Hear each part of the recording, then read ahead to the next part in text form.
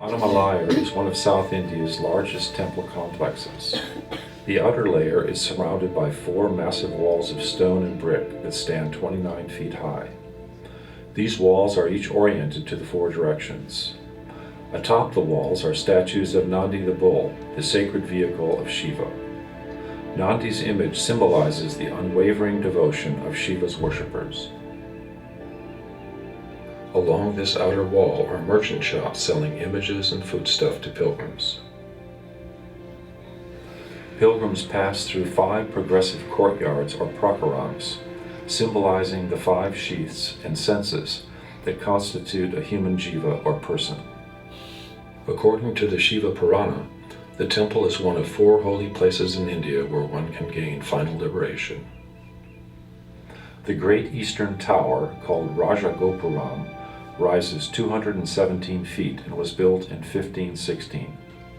Its 11 registers are a masterpiece of elegant sculpture rising like a mountain, a place of residence for divine beings like Shiva and Ambal. There are 3 other large Gopurams, beginning with the Tirumanjana or South Tower, with its statues of Shiva Nataraja and the Nayanar saints of Tamil Nadu. The Amani Amam or North Tower, and the Pei or West Tower. The Pei Gopuram is only open once a year during the Deepam festival. Most historians believe that the West Tower is the oldest of the 4 Gopurams. These sculptures of deities and saints adorn the arched entryway through this gate. Most pilgrims arrive from the east and stand before 2 open mandapams or halls. During the Deepam festival, this is the main staging area for the temple murtis before their grand processions through the streets. So the Gopurams are a distinctive feature of temple architecture in Tamil Nadu. If you go to the great Shiva temples in Tamil Nadu, most of them have these towers. Does anybody know why they're in the shape that they're in and what their significance is? In case of lightning. In case of lightning, yeah, the finials at the top will ground the... It takes a lot of cosmic energies into it and bring it down. So yes, people yeah. go in there, they get all these positive energies. Good, yeah. So at the top of, and we'll talk about this in a little bit, but at the top of each of those towers, you see these finials. Sometimes they're made from metal, sometimes they're made from just stone. But the idea is that they are coalescing spiritual energies and channeling it into the temple precincts. I mean, you feel it when you go into these temples. You feel the Shakti. It's an energetic grid, and it's pulling spiritual energy out of the mountain and channeling it into the various prakarams of the temple. So that's an efficient way to do that through a tower, right? Yeah. Kind of pulls it down. Anybody know any other reasons? One is when you approach a temple, that's what I heard, maybe I don't know the source.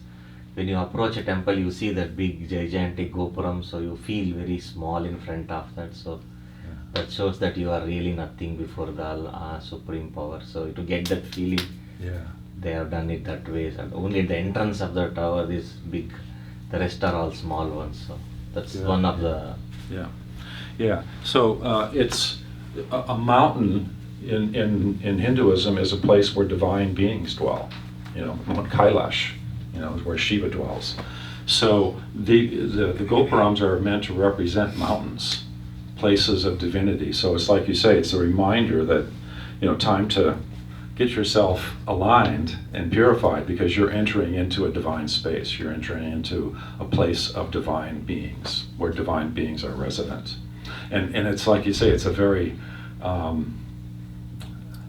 powerful reminder of that fact, because when you stand out in front of that Gopuram, especially this massive, the Raja Gopuram, it definitely gives you that sense of awe and that you're entering someplace. And if you look at the pilgrims, they're all, some of them are kneeling, some of them are prostrating, some of them are, doing various kinds of rituals to kind of purify themselves before they enter through that gate.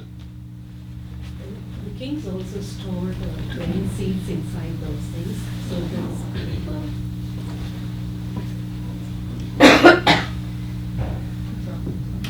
The kings also store grain seeds inside those. So if there is a famine, they open that and then they take it to sow in the land.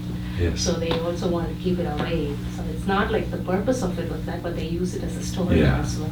Like a granary. Granary. Yeah. And in fact, there are stairways, and you can climb to the various levels of the gopurams. I mean, again, you have to have special permission to do that, but you get some amazing perspectives on the temple from those heights. Was it also used as a GPS in those days when you're Oh, of course, yeah. Yeah, when you're traveling, you would see the towers, and that would show you that you're getting closer to your destination. Although with Arunachala, you have a mountain, so that helps too.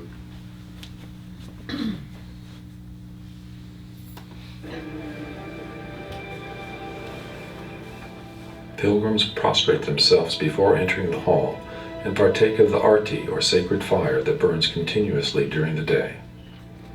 This is a rite of purification and worship that prepares the pilgrim to enter the inner levels of the temple.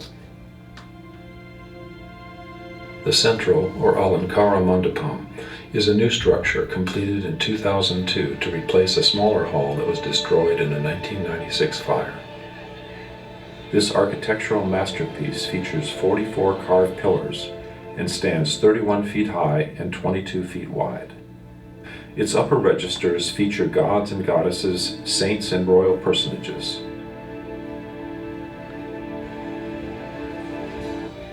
As pilgrims walk through the hallway, they see beautiful ceilings with painted floral designs.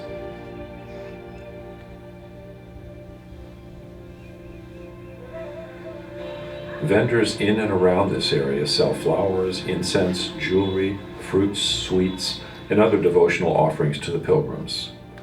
Large temples like this one provide not only spiritual services, but also economic benefits to the local population.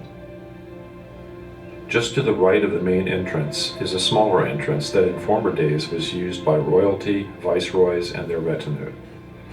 The entrance is now used for exit and entrance of temple murtis during major festivals. Some scholars believe that the Raja Gopuram represents the Supreme Lord Shiva, and that it is not proper for lesser deities to pass through his gateway. The lower outer walls of the Raja Gopuram feature these images of Vishnu and other deities.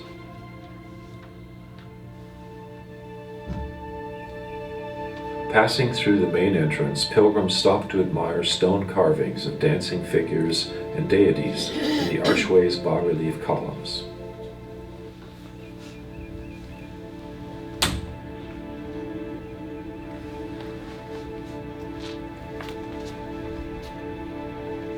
The most important sculpture in the archway is that of Yurminda Nayanar, one of the 63 Shaivite saints of Tamil Nadu.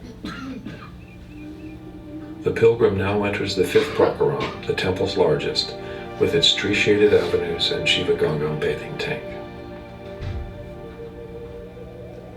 Turning right, one sees a small shrine in the courtyard's northeast corner called Masapirapuk Mandapam. The Murti of Chandrasekhar, who is connected to the lunar forces, is carried here on the first day of each Tamil month for washings and worship. The trees in this sector are called dreaming trees. Pilgrims believe that if they fall asleep here and dream, their dreams may come true. When they do, they tie a piece of cloth to the trees in thanksgiving. The interior face of the Raj. Does anybody know anything about that tradition? Specifically there in that temple? Tamil. What's that? What's the name of that tree in Tamil? I'm not sure. Tungumuji. Okay, thank you. So does anybody have any experience with that, or know of any story related to somebody falling asleep and having a dream and the dream comes true? No. No? Okay. I was hoping there might be one. Gopuram looms above the fifth courtyard with its classic sculptures and registers. This image is Bhairavar, a guardian deity who protects the temple from evil entities. The Shiva Gangam tank dates to 1516 and has stone steps and open pillared shrines on its four sides. Though in earlier times it was linked to a canal for its water supply, the Tirtam is now fed by a spring.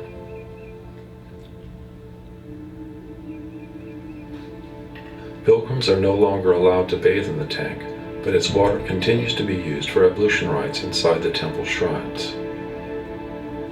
The Tirtam is also used as part of the Varuna Japam ceremony, during which priests pray for rain during droughts.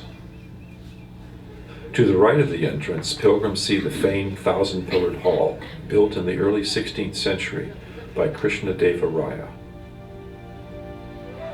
In former days, the hall was sometimes used as a sanctuary for townspeople during periods of warfare or natural calamity.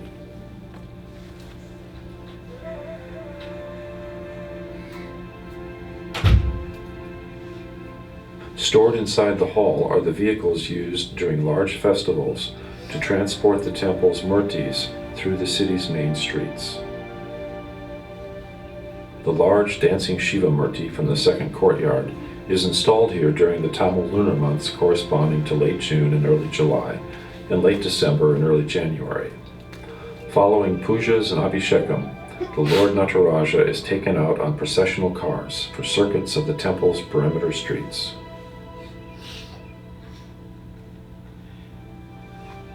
A beautiful column pattern made from colored rice adorns the broad stairway leading to the hall's interior.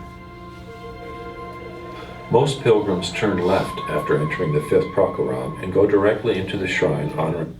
So the column tradition in Tamil Nadu is something that anybody from there knows about. Every morning, the mother of the home comes out, and maybe her daughter, and they put together this beautiful little pattern called a column. And is there anybody here that wants to speak to why they do that and what it? Column. So why is it that people do the column? Like traditionally it used to be done with rice flour.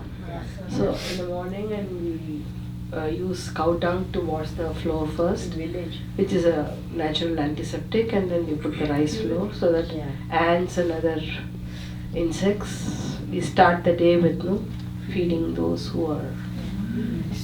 Another tradition when they put the stone, round stone, this thing is like snakes and all get rubbed in that so they won't enter the house. The rice flour is used to feed the insects. Just go ahead and put it up to your. But they also put the kola puri, that is ground stone. And that irritates the snakes and the lizards and all. So they don't, all the poisonous creatures will not enter the house. So it also has and also it has a significance. When there is a death in the family, there won't be a column. That means something has ended. They will put, and then when they all significance, there won't be mango leaf, torana, and all that. And that is a sign of auspiciousness, mango leaf, turmeric and stuff like that. And when the daughter-in-law or the daughter has delivered a child, they'll put neem leaf to ward off evil spirit. And so that people passerby knows, like sannyasi or thing coming for alms will not take in that house. So there's also a protective side to it, all right? That's sort of like it creates a protective force field that keeps out poisonous reptiles, and as well as anybody that would bring negative energies into the house. Yeah, that's something that it's taken me a long time to finally figure out. But the spiritual world is very alive for Tamils, and it's not just good spirits.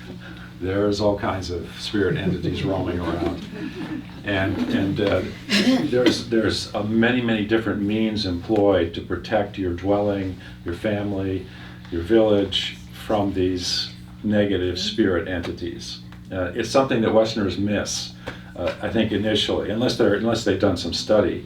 because we don't really talk about demons and evil spirits all that much. Particularly people interested in Advaita Vedanta. It's like, but when you're on the ground in Tamil Nadu, that stuff is still very, very much alive. Yes, tradition. It is a tradition. Yeah. All right, so let's just continue on with the rest of the first half of the documentary. I think it's very significant that the first main shrine that you come to is a Murugan shrine. Because normally if you go into like a Shiva Sanadi, you're going to have Ganesha on the left side and Murugan on the right side. But in this one, there's a Murugan shrine. Murugan is the son of Shiva. And then just behind that is the Ganesha shrine. So it's significant because Murugan, of course, is the patron of Tamil Nadu, patron of Tamil language and culture and arts and everything, and the protector of Tamil land in the tradition. And he's given a very prominent place as the first of the main shrines that you go to when you go in the temple. Murugan, a son of Shiva. Murugan is a much beloved figure in Tamil Nadu, and his images are found in many temples and shrines. This structure was built by Praudadeva Raya II to honor a vision he had here. The Tamil saint Arunagiri had been challenged to a competition by a great scholar who feared that his place of honor with the king would be threatened by the saint. As Arunagiri sang Murugan's praises, a stone pillar split in two, and Murugan appeared riding his peacock mount. This figure of Murugan is carved on the shrine's northeast pillar in commemoration of the king's epiphany. Above the entrance is a statue of Murugan, with Arunagiri to his left and a female Tamil poet to his right. As a great devotee of Murugan, Arunagiri visited all the god's shrines during his lifetime, composing a treasured book of devotional poems as he made his pilgrimages. Murugan, also called Subramunya or Kartikeya, is worshipped as a great warrior and patron of Tamil literature, language, and culture. His divine spear and bow rectify human sin and misfortune. His javelin shows his role as protector of Tamil land. His discus symbolizes his knowledge of supreme reality, and his peacock mount his mastery of the ego sense. His six-headed image symbolizes the six spiritual powers awakened through dedicated yogic practice. In this regard, he is called the bestower of cities or spiritual powers. Here he is flanked by his two consorts, goddesses Vali and Devasena.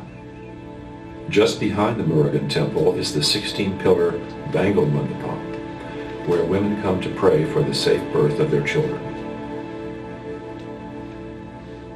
Every July, Shiva's consort Ambal is adorned with bangles here during her 10-day Adipuram festival. The glass bangles offered to Ambal are then given to women devotees hoping for protection during their pregnancies. Just west of this mandapam is a temple dedicated to Ganesha, Shiva's elephant head. So remember, we're still in the fifth prakaram here, all right, related to the earth element and earthly concerns. So with Murugan, you get the ideal husband, and then behind that you have the Bangal Mandapam, where you get the safe conception and birth of your children, right? These are all kind of worldly concerns, bodily concerns, but those are very much part of these temples.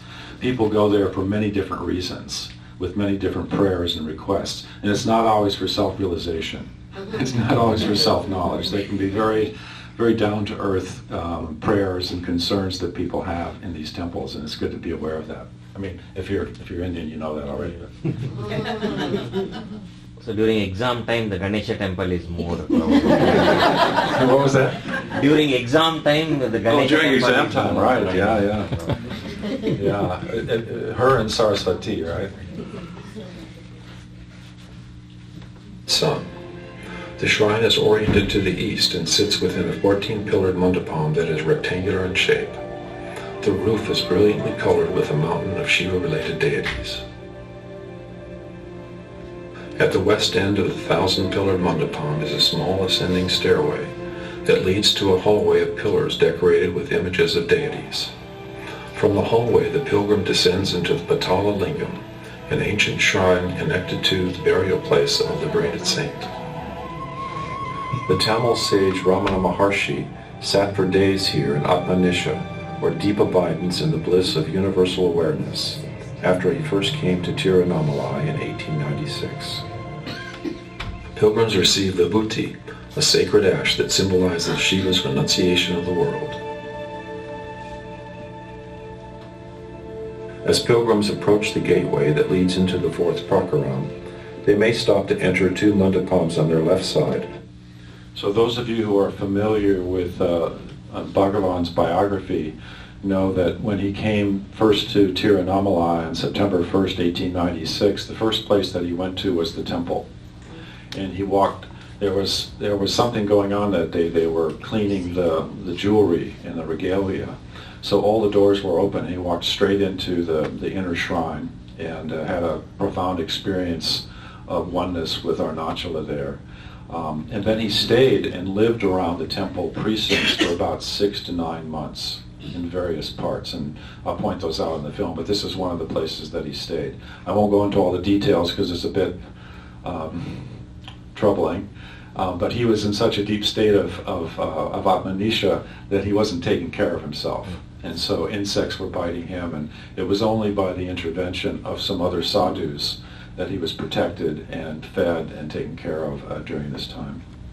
One thing I want to mention, in the fifth prahara, the Nandi, there are 5 Nandis, 5, 4, 3, but they are so beautifully positioned. The first Nandi will look at the mountain top. The second one head will turn a little bit. The third one, fourth one, and the fifth one looks directly into the Shivalinga. That's where they have done the temple architecture those days. Yes. It's very interesting. Yes. Yeah, if you look at the Nandis along the walls, they're all facing the mountain. You know, which is Shiva, is Arunachala. But then you have, like you say, other Nandis that are facing directly into the inner The first one shrine. is directly under the mountain top. The first one. Beautifully done. Very Very good. Nandi. Thank you. One point about the Patalingam. So I read in some books or articles, or maybe anybody can correct me, that Bhagavan was referring to that the level of the Patalingam was at the ground level, and then after that, after many years after later, Oh, that's right. yeah, it came down to this one after all those yugas and everything. But originally, actually, the first time it was like many years ago, it was at the ground level. Then it came down to that, so it's called Patalingam. Yeah, and originally it was a samadhi shrine, right? In other words, so some of you may not be aware of this, but when a great saint dies, they sometimes create a lingam over the remains or over the buried body of the saint. And this is, of course, what you find in the ashram, right? Over the samadhi of Bhagwan. And so there's a lingam that's there, and so it was a very powerful place. You know, these samadhi shrines are very powerful places. Virupaksha Cave is another one, and so that's, I think, one of the reasons why Bhagavan was there and meditating down in that shrine, even though it wasn't being taken care of at that time. It was a bit dirty during that period. This is something that's kind of mystifying to a Westerner. When you go to these temples, these just amazingly beautiful, majestic, powerful places, depending upon what period of time you're in and how much money is available, sometimes they can kind of fall into disuse. The temples can become a bit dingy or a bit shabby. And then other ones are just, you know, brand spanking, shining new, like the one you have here in Tampa, you know, where there's not one piece of dirt anywhere.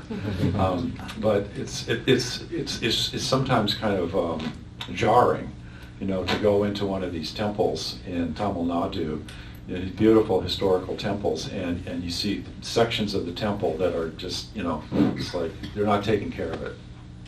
I was going to ask this question later, but I think maybe Swami might be able to help us with this. But I understand that since the Republic, you know, since the British left, Gandhi's idea was to have the government, right? Is that right? The government Take supports over the temples. Take over the temples? Yeah, it's actually older. Is it? The Oh. British started taking over the temples because the temples were where a lot of the temples were wealthy. A lot of the wealth was in the temples. So the British started taking that thing away, and they would give a fixed amount as an allowance to the temple. So they would take everything, but you get a certain amount as an allowance to do the temple festivals. It started in 1799, I believe, with one of the old Asiatic Society journal, publications that I read.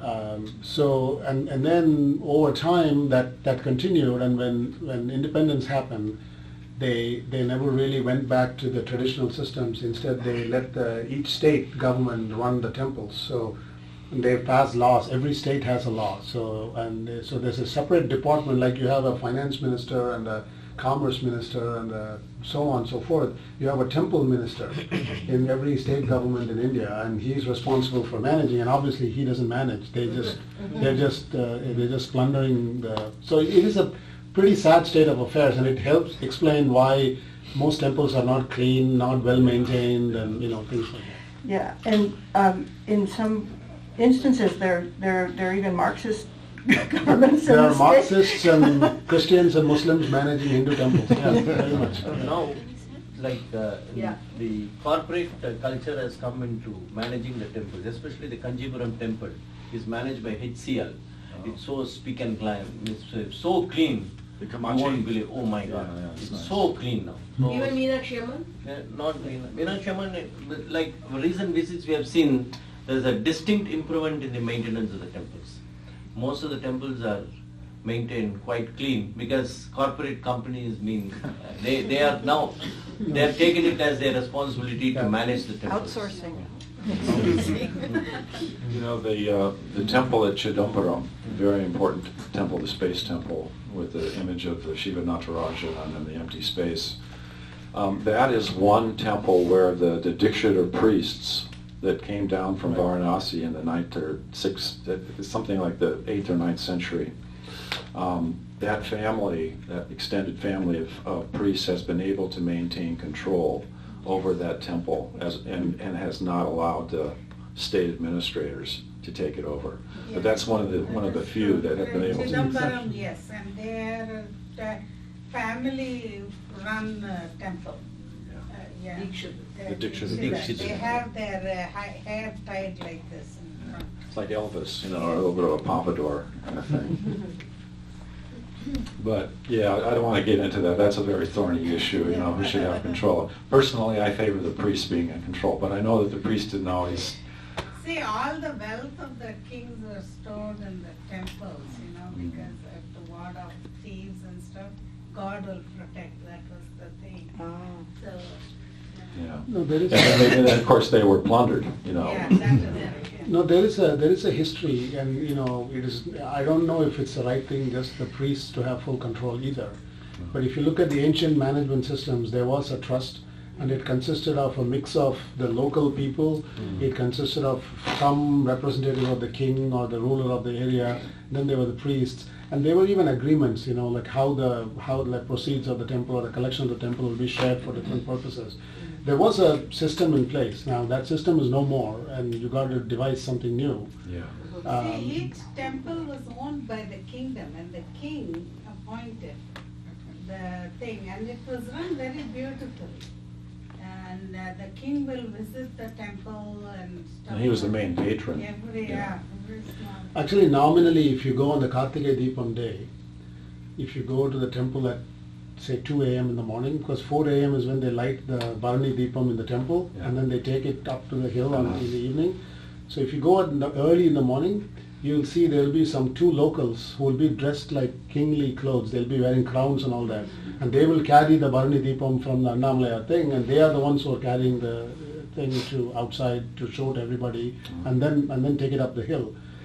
So I think when I'm reading up a little bit about, those are the people who, in historic times, were the ones who are actually managing the temple. Today they are figureheads who just come in once a year for the Kartikeya Deepam festival day. Yeah, thank you for that.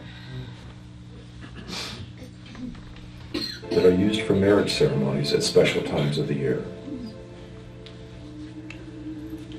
The pillars in the halls contain masterpieces of religious sculpture. The model for marriage is the divine couple Shiva and Ambal, whose images oversee the marriage rites performed in the hall.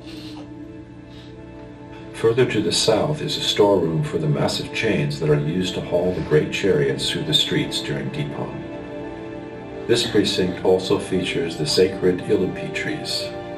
Ramana Maharshi lived for a time under these trees and near the small Ganesha shrine in the garden. If pilgrims continue to the southwest side of the fifth prakaram, they find this wall dividing the fourth and fifth courtyards. The reliefs on the stones depict the Pandya dynasty with their fish insignia. Insignias of other dynasties can be found throughout the temple complex, showing their hand in the temple's construction. So for the most part, the construction of this temple had royal patronage, and various dynasties and kings provided the funds and the inspiration for building these additions to the temple. But I wanted to add also, remember we talked about the fifth prakaram relating to the physical body and more bodily concerns. So you have the ideal husband with Murugan, and you have the marriage hall, and then you have the safe birth of your children with the Venga Mandapam, right? So all of those things are encapsulated in that outermost or earth prakaram. Returning to the main avenue, pilgrims walk past the Rudraksha Mandapam and the first of 5 Nandi shrines. Rudraksha nut beads adorn the ceiling of this shrine. Shiva devotees wear necklaces of these beads for spiritual protection. This mandapam is sited along the axial line of the inner shrine where the fire lingam is located. So straight into the... Sculptures of gods and saints adorn the 4 pillars of this shrine.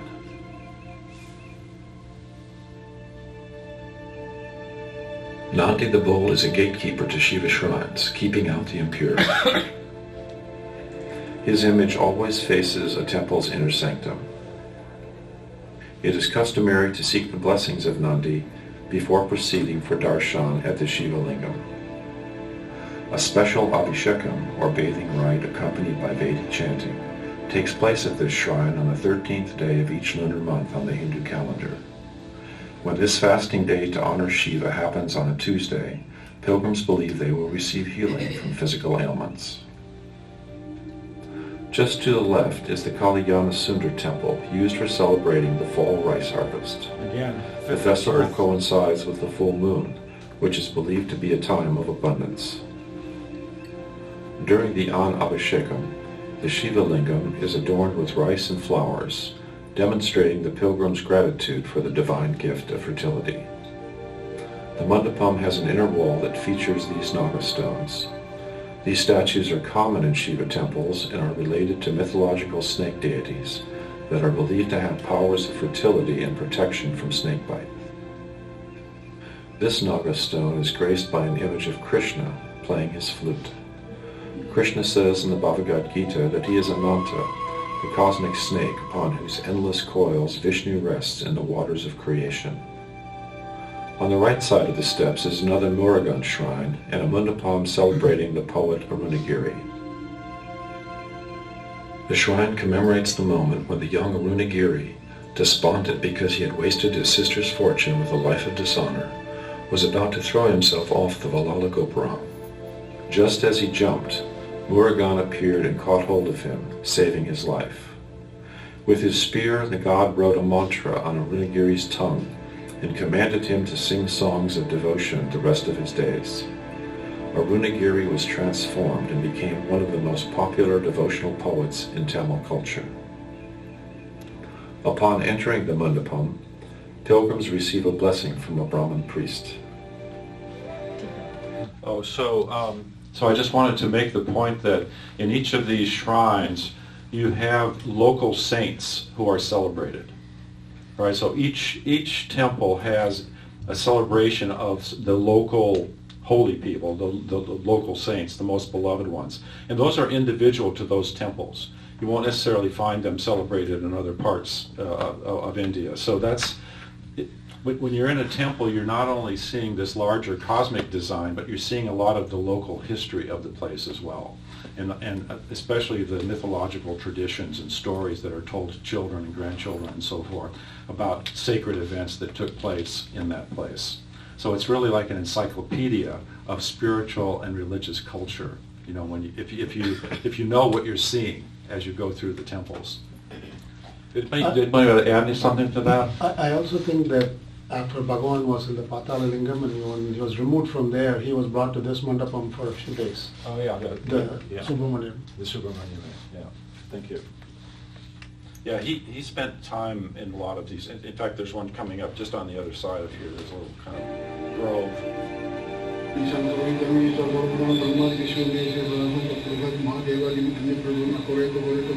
If pilgrims continue through a small opening in the northern wall, they arrive in a garden that houses this shrine to Ganesha. This is another place where Ramana spent time. Here also is a rare tree, the Vani Mara. The tree is connected to a legend from the ancient Pallava dynasty. During a retreat from the area, Pallava soldiers hid their weapons under the tree. They remained there for centuries, resembling snakes.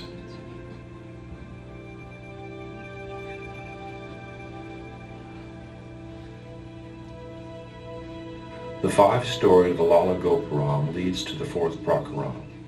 It was built in 3 years by King Valala and opened in 1331.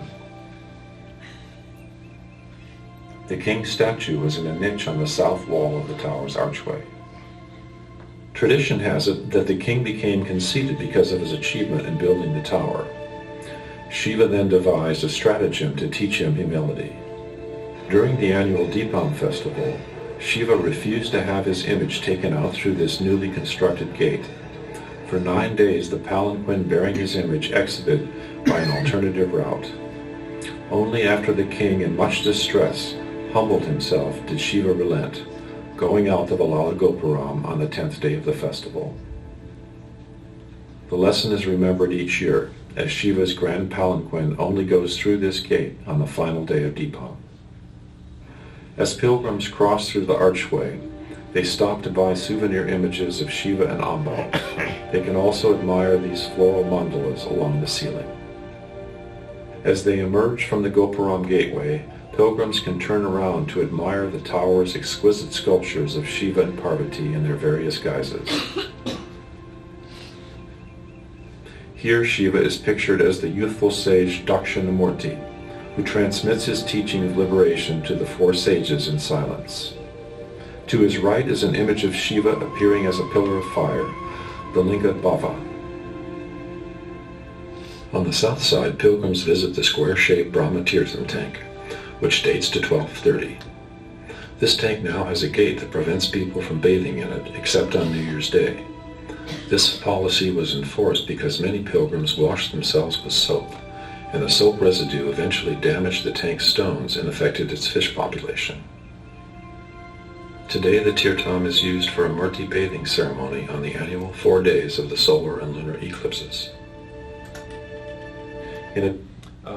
Another thing about this Tirtham is that you can buy fish, little pellets, and kids will throw the pellets into the tank to feed the fish. So there's a lot of, you'll see in the fourth Prakaram, the Pranamaya Kosha, there's a lot of animal symbolism, sort of animal magnetism, animal energies. In addition, in July on Adipuram, participants in a fire walking ceremony bathe here before running over coals in the third Prakaram. On the festival of Shivaratri in March, the tank is brightly illuminated by oil lamps. We were able to be there for Adipuram this year and attended this running over the coals.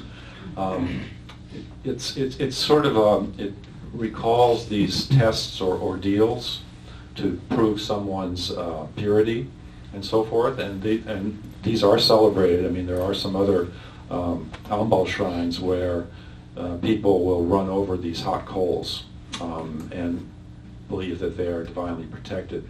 They start a fire about 10 in the evening. They wait till the coals are in the proper way, and then at about 1 a.m. in the morning, these guys dressed in, I think it's a special subcaste or something, they're dressed in yellow, these yellow robes, will come in and they run over the hot coals 3 times, shouting and everything, and everybody's kind of urging them on, but as far as we could see, nobody got hurt, nobody got burned.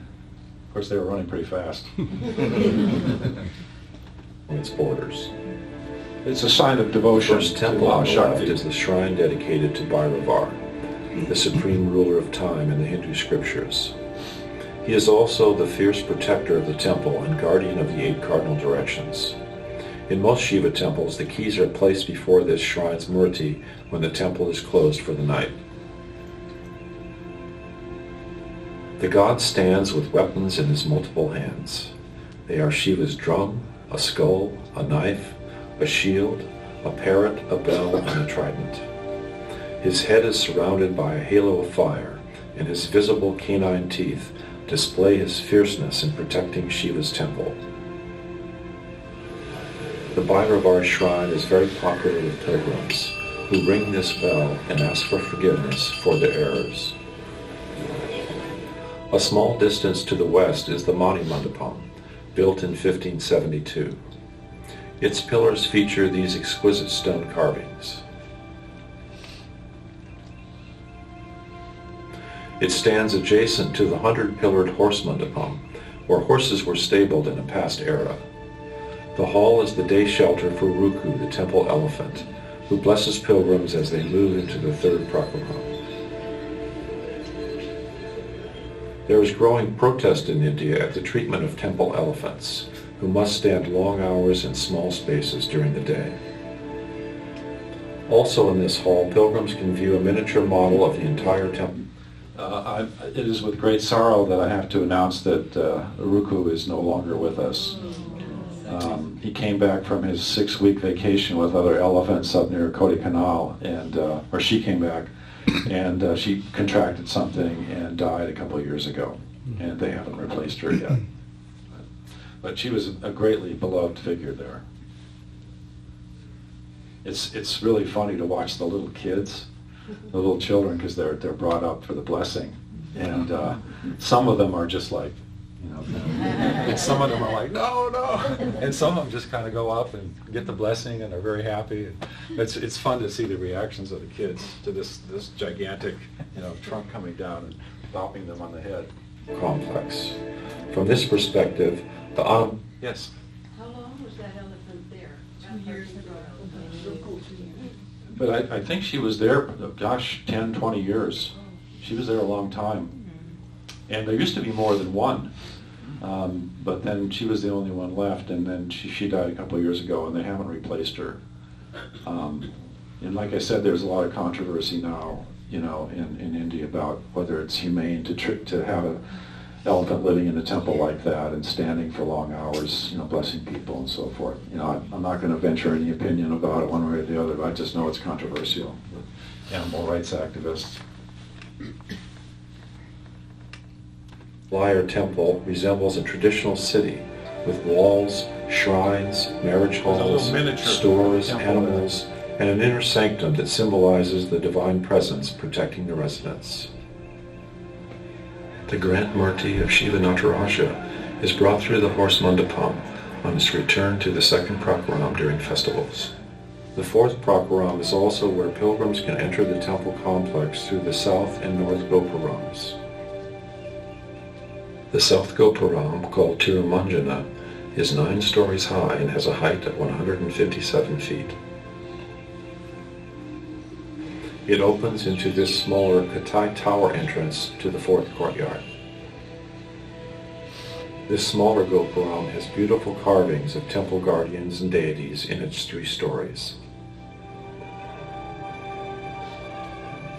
The Murtis of Shiva Nataraja and his consort Ambal pass through these south towers on their return to the temple precincts during major feast days.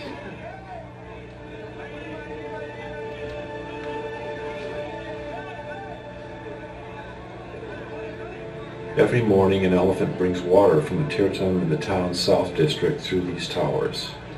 This Ganga water is poured on the ground near the entrance to the 2nd Prakaram as a purification rite. At the north Gopuram, called Amani Amam, devotees of Ambal can enter the gateway closest to her special temple in the 3rd Prakaram. This 9-storied tower was built by the 19th century yogini Amani Amaland and stands 171 feet high. Statues of Ganesha and Murugan flank the entryway to the Katai Gopuram here. Arunachala looms in silent majesty behind the two Gopurams. Pilgrims dressed in red signal their special devotion to the various manifestations of Shakti, Shiva's female power of creation.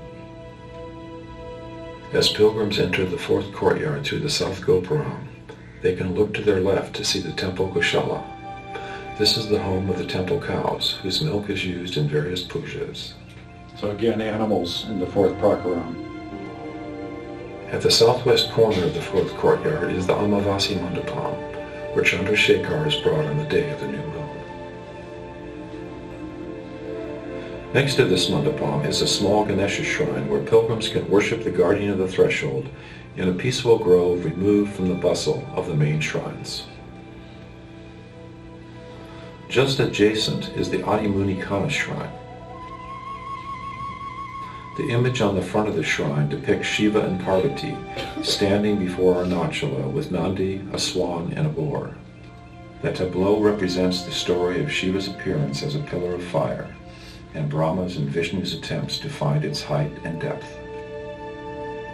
The rare stele in the inner shrine has two faces. Its front side depicts the divine couple seated on Nandi with a swan and boar carved above and below Shiva. The semicircular incisions represent the mountain. The rear side of the stele is a lingam that is visible at the back of the shrine. The final building in this precinct is the recently built Padam shrine, where the main focus is this footprint mounted on a platform. The shrine celebrates the spiritual blessing showered upon pilgrims as they walk around the holy mountain, especially during the full moon. We now return to the 5 shrines that sit directly opposite the Brahmatirtham tank. The first of these is the Brahmalingam, which features a square cell set within an open hall that is supported by 12 carved columns. The lingam in the interior has 4 faces, representing the elements of fire, water, air, and earth. The Akasha, or space element, appears as the Vimana, or dome, above the inner sanctum. Sculptures of Shiva, Parvati, and Nandi stand guard along the roof line.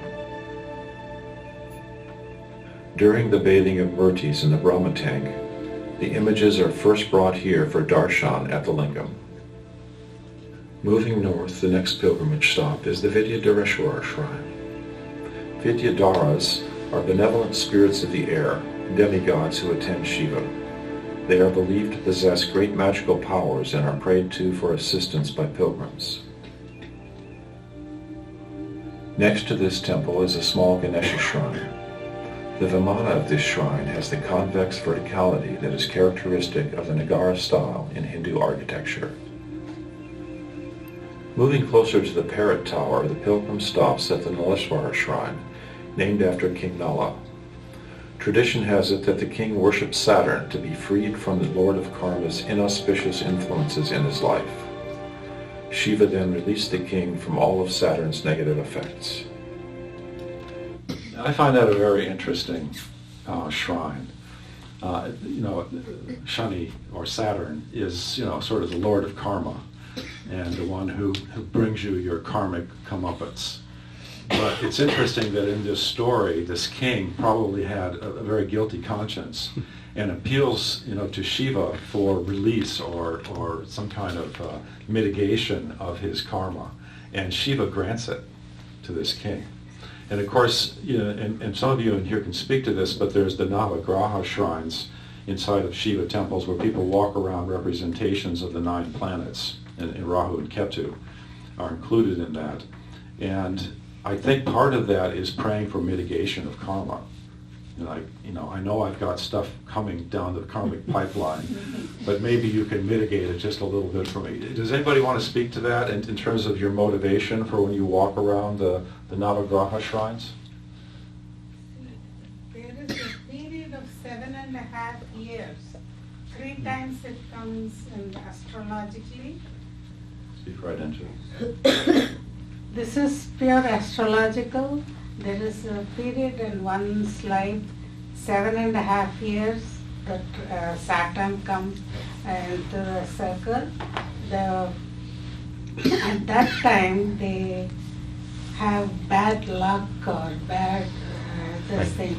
So Nala went through that, and he was really, like, he became a Chandala, that is the keeper of the cemetery, the graveyard, and his son was brought dead, and the wife, the suffering was too much. To relieve that suffering, he prayed to Shiva and he got it, they say. But it comes in everybody's life. If you believe in astrology, astrologically it will come. So if you walk around it and have the right intention and the right Yes, supplication, yes. then you can be granted some mitigation of your karma? That is true. And there are some shantis also, they tell you to perform some rituals so that the punishment is less.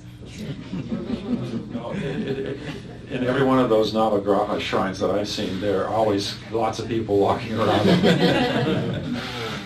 Just a note, when I came to Bhagwan, I had a Saturn return. And, So you were 58 or so? I'm sorry. And I shouldn't. 29. the other cycle. And those who know, Janet knows when I came to Bhagwan and my stories, but that's when I came to Bhagwan. It's true, there is. And it was the biggest blessing.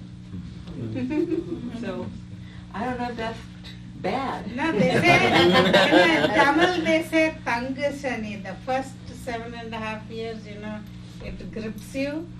The second cycle when it's a Pongusani, that time you get wealth, and maybe that was the time, And the third one kills you, of course, your life cycle goes. They say third is the last. Yeah, third is the last. So that's called Marana Shani. Mura So, Shani. So what should so in the the second cycle, people do prosper. Second cycle is But what's the worst part of the cycle? Is it the fourth? No, What's the second? only three times you can. You don't live that long. No, but I mean, you have a Saturn return every 29 years. So 29, 58, and then you probably don't make it to the next one. 22 years, once in those plans. No, Saturn takes 29 years to do one return to its natal place. So that's why it's every 7 years. Yours Every 7 years. starts, it starts 2.5 years, say you're a Cancerian, 2.5 years in Mithuna, that is Gemini, 2.5 years, that is when you're Lagna, that time you really feel the arches, and 2.5 years the next zodiac sign, then you are relieved, there's some relief. Yeah, So of course the it Hindu, travels in 3 days, so it is. the Hindu astrological system is much more elaborate and very different from the Western astrological Yes, system. yes. Those of us who know something about the Zodiac Western signs, system, the yeah. Eastern system is just, I mean, It is I don't want to get into that complicated. because it's very technical, but yeah, it's, I have a note to add. Complicated, yeah. I have a note to add related to Nara in our group and in our sub community in India. They follow. I think many of us also know that I don't know what is the logic that if we don't wash the feet completely, they relate that to That Nala. Nala, Yeah. they said Nala because of that. back Yeah. side of the feet he left. Yeah, he left without out that. washing. So that's why Normally had he entered that Okay. house. That's why when we say, oh, don't do it correctly, do it correctly. Yeah, that is well, thank you for that. That's what interesting. The feet back side of the feet. But I think it's interesting just in the sense that there is the opportunity for mitigation, for lessening, attenuation of karma. So it's like that whole idea of mercy and forgiveness is there in this tradition.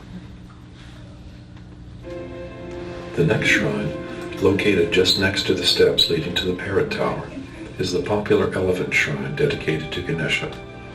Tradition has it that a king from Andhra Pradesh allowed his victorious troops to occupy this area. In the night, he dreamt that a massive elephant charged his troops and scattered them.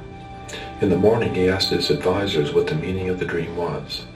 They told him that the site he occupied was holy ground protected by Ganesha. Upon hearing this interpretation, the king gifted his elephants to the temple and asked for forgiveness. Pilgrims now come to the second Nandi shrine, built by the Hosala king Vallava. This shrine stands before the steps leading into the third Prakaram.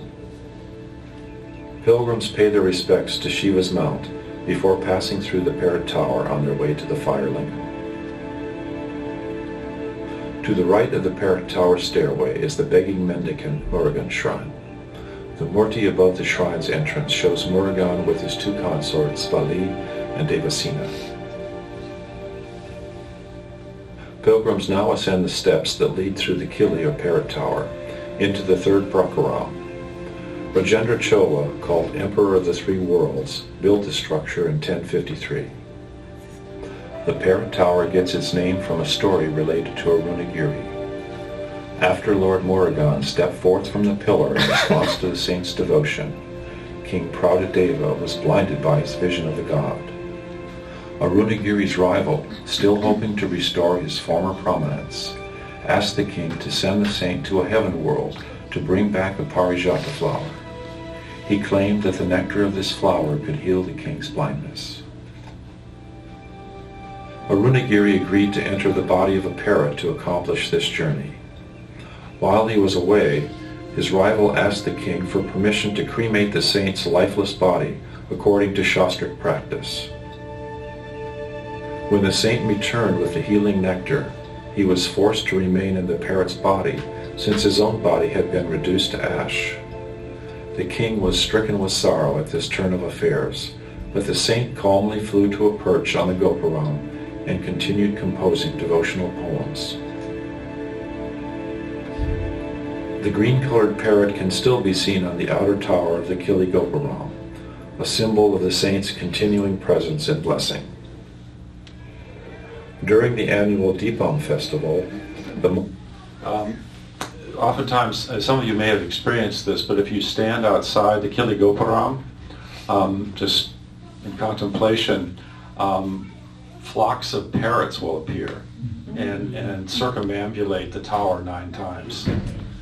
This has happened on several occasions with people that I've been with. All of a sudden, you're looking at the stone parrot, and all of a sudden real parrots appear and start, so it's like there's a continuing presence of Arunagiri there. Has anybody else ever noticed that? Yeah. Yeah. Me too. The goddess is carried through this gate on her procession through the temple. Pilgrims now ascend the steps and move through the archway into the third Prakaram. The inner walls of the archway have sculpted figures of kings and saints, and the ceiling has exquisite decorations like this painted tile work. When they emerge into this courtyard, they find the elegant 16-pillar Kachi Mandapam, built in 1202. The floor of the hall is decorated with colorful column. Each pillar is exquisitely carved with temple deities.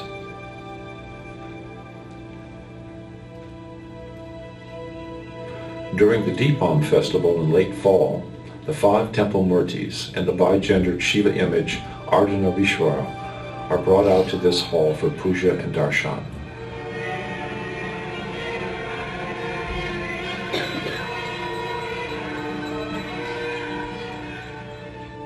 Directly west of this mandapam is the Shiva Samadhi temple complex, where the first and second Prakarams stand. This is the Holy of Holies, the Garbhagriha. For pilgrims, darshan in the inmost shrine is an experience of communion with the Supreme Reality, represented by the fire lingam. During Deepam, long lines form along the pathways leading to the lingam shrine. It is considered especially auspicious to receive darshan during this festival. Yeah, you can wait during a Deepam. You can wait for 6 to 8 hours just to get into the Rajagopuram, and then there's lines. So it takes a long time to have darshan during Deepam. If you're if you have any other time to go for darshan, you should do it, because otherwise it's a very long wait. The first structure one notices is the temple flagstaff, which is made from teak and plated with gold and other precious metals. At the beginning of Deepam and other major festivals, an elaborate ceremony takes place during which a white cloth flag is raised on the staff. A golden sacrificial altar and basin also sit before this temple entrance. A portion of cooked rice or bali is offered here during certain festivals. So the altar and the flagstaff are also considered to be lingams in their own way. They're not the primary lingam, but they are secondary lingams. Mic. I'm sorry? With the mic. Oh, the mic. No, I don't want. I didn't hear what. Oh, I'm sorry. So the flagstaff that we just showed and the altar are both considered to be lingams, secondary lingams in this shrine. At the climax of Deepam, a fire is lit in the basin while pilgrims chant Annamalaiyar Aruhara and view the greater fire on the mountaintop. There is also a small Nandi shrine just inside this outer mandapam next to the flagstaff. It is the site of important pujas during major festivals.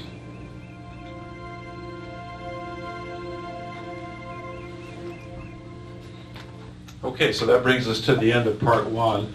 Did anybody want to ask any questions or make any comments at this point? Or are we ready for lunch? I think we got 15 minutes or so. On the topic of the planets and destiny, I just was reminded of the famous story of Bhagavan and the Maharani, who came and said, I have everything a human being may want, but I do not have peace of mind. Something for them said, probably my destiny. And then Bhagavan said, surrender to God and all will be well. And she said, how then can God undo my destiny? And he said, all are in him only. So we all know the story, but it's such a great story. Well, I think it's surrender, all will be well. Yeah, I think it's a universal concern of human beings to have their destiny free of problems and challenges and suffering as much as possible. So these kinds of issues are always foremost in people's minds. Can someone clarify for me? I've heard that this temple is an agamic temple. Okay, so that's the Shaiva Siddhanta. That's the Shaiva Siddhanta. Okay, and Bhagwan honored that with translating two agamic works, and having also, you would say that the whole, and it's also called a tantric tradition. That's right. So the Mother's Temple is in the same. Okay. Yeah, no, thank you for that. And if you have studied Indian philosophy a bit, you know that there can be some tension between the two schools, Advaita Vedanta and Shaiva Siddhanta, because they have just different ways of going about the process of moksha, right?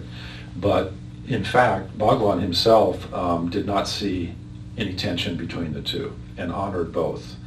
And that's something that's not brought out in a lot of Western representations of Bhagwan, but he was a Tamil, among other things, and he grew up in that tradition. So those things were all just instinctive for him. I mean, that was just part of his learning process. And he always greatly honored what happened in the temple, and not just that temple, but in other temples as well. And like you say, they all have an agamic or tantric foundation, this understanding of the body as the locus of divine realization, And divine powers. And my understanding is that he did this out of compassion for devotees, that creating this Mother's Temple, this path. Oh, yeah, oh, right, you're referring to the Mother's Temple at the ashram. Yeah, that was the first temple that was created, was over his mother's. So yeah, that's definitely a nod in the agamic direction or in the Shaiva Siddhanta direction. Even though, I mean, it depends upon how you interpret it, but yeah, it would be a great act of compassion, right? Because that's the tradition that people are completely immersed in. It's the Mahashakti tradition in Tamil Nadu. Yeah, thank you for that. I hadn't thought of that. That's good. And Bhagwan himself, was involved in the consecration of the temple, which we don't know how many jnanis have consecrated temple. I mean, there may be others, we don't know, but certainly nothing that's that famous that we know for sure that a jnani consecrated it himself.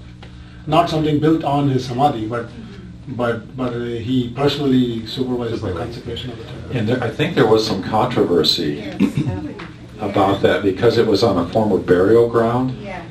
And I know that the Shankaracharya, Chandrasekhar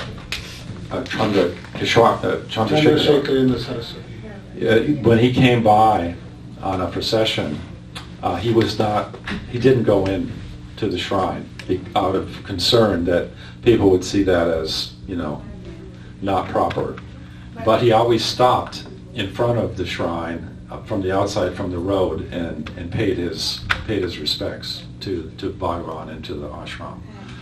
So he had to be a bit of a diplomat there, not to offend sensibilities. He did bless the thing, the traditional ritualists objected to the temple coming on a graveyard, and they went to Shankaracharya. Shankaracharya knew the status of Maharshi. So he told them, like I said, to do the Shanti, the Prayashchitta prayers, and do it.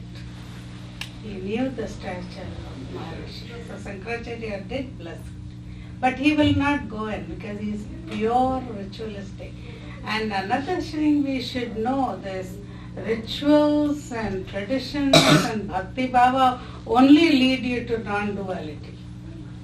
Yeah, you just don't get non-duality out of the blue. That's the best statement I've heard so far. You just don't get non-duality out of the blue. So this is like an observation, and many people have seen, mainly with the Shiva temples and also the topic of these planets and everything we discussed. If you look at the 9 temples of 9 planets in Tamil Nadu, which is a very famous Navagraha, the main deity is Shiva. So everyone goes to the temple for thinking that they have good luck, or they want to get rid of bad luck or something else. But at the higher level, what the one priest explained to me very beautifully, at higher level everything is the phases of life. So everyone revolves around Shiva, so you have to face this. That's why, so if somebody is happy, Is Rahu, but everything is Shiva. Yeah, and in most of those Navagraha or planetary shrines, at the center is Surya, the sun, which is also a symbol of Shiva, right? The one being out of which radiates the creation. So it's also, like you say, embedded there. I mean, the symbolism is like re-encoded and reinforced everywhere you go. And if you know what you're seeing, if you understand, the sort of theory behind it, it's everywhere around you. And to me, it's a tragedy that Westerners go there and they have no idea of what's really there. So hopefully, works like this will help people to just be a little bit more informed, so that they can, I think, maybe derive more benefit from their visit. You were talking about the Shankaracharya. So I just wanted to reinforce what you were saying, that he definitely recognized the spiritual stature of Bhagavan.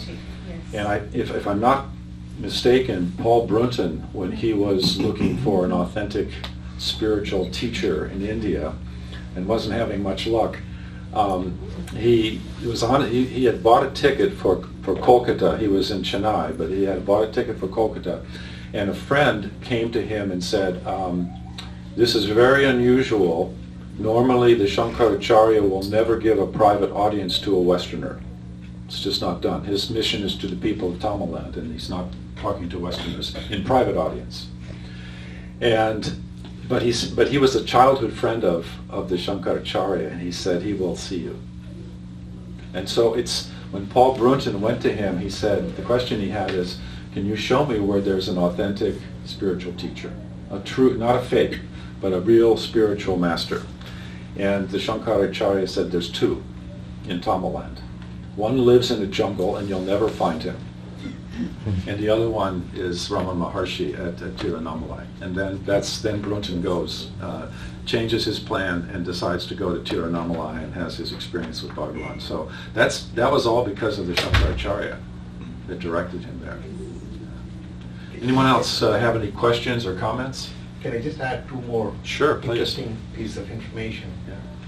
The note that you made about the other person living in jungle, that commentary was actually written by Bhagavan. So when Paul Brunton wrote his original script, the script he had, the other person lived in Varanasi. Oh, really? So Bhagavan strikes it and writes on top of it in his own words, in his letters, that the other person lived in the interior jungle. Really? Yes. Oh, I didn't know that. The second... So the Shankaracharya didn't tell him... Shankaracharya might have told him, but Paul Brunton wrote it as this person living in Varanasi. Bhagavan is the one who rewrote that as living in the jungle. So why would Brunton change it? We don't know that. The second interesting fact, in the sort of the Q&A with Shankaracharya, Paul Brunton asks Chandrasekhara Saraswati, has he met this Maharshi? He says, yes, I met him once. There's no record of actually physically seeing it, but there's a explicit confirmation. Yeah. And we know that for a fact. Bhagavan also read that, and he didn't strike that line at all. No, you see, there is something called Jnana Drishti, so they must have met, you know. Yeah. Because they're all Mahatmas. Yeah. They're all realized so. This one was ritualistic and Bhagavan was totally non-ritualistic. Yeah. But they are realized. But Chandrasekhara Saraswati was really Mahatma. still is seen as a great soul. Mahatma, great realized soul. Yes. And there's actually a shrine to him in He the... knows everything. I myself have witnessed, you know, widows, the hair is tonsured, right? But in Iyengar tradition, the Vadagalai will tonsure the hair, but Tengalai will not. That means that is the U and the Y nama. Okay, so he will know. But a Maharashtrian lady, Brahmin lady came, but she had not had her 10th answer. He said, girl. Because for him, he has to follow the tradition and ritual. He did not, because he has to go and do his own prayaschitta. Now, if Paul Brunton met him, there is a prayaschitta he would have done. Had a shower and said some prayers that he met with a foreigner or anyone crossing the 7 seas or the ocean is considered impure. My grandfather was also considered impure because he came to Harvard and he went back to India. So when he was changing the sacred thread, he was in the Asuddha Shakti, Kachi. So they had their own separate thing. Crossing the 7 oceans is impure. It's not the question of whether you're white or black or whatever. You cannot. So why that is that? Tradition. Why is crossing the 7 oceans making a person? We have to research on that. Yeah, I have one answer. It's because there are many things, but I want to know which is the correct one. I heard something like exactly more than that. He was not against. He was more of emphasizing the importance of Sandhya Vandana. So the Sandhya Vandana, if it is not done when you are traveling and you are crossing, you forget to do it. Maybe, so that is the reason that you don't know which is the exact time. Yeah. So Mahapariya was telling all these things I have heard. So from somebody But else. Mahapariva will not do Sandhya Vandana. No, he was telling all the people, other people to do. So it has to be at the same time. That's what is this. This is just what I have heard. Yeah. Well, it's all I can say is that we're very blessed. There are a lot of theories. That may be one, but we have to do proper research on it. We cannot just speculate. Well, as Westerners, we're very honored and blessed that some of these traditions are changing just a little bit.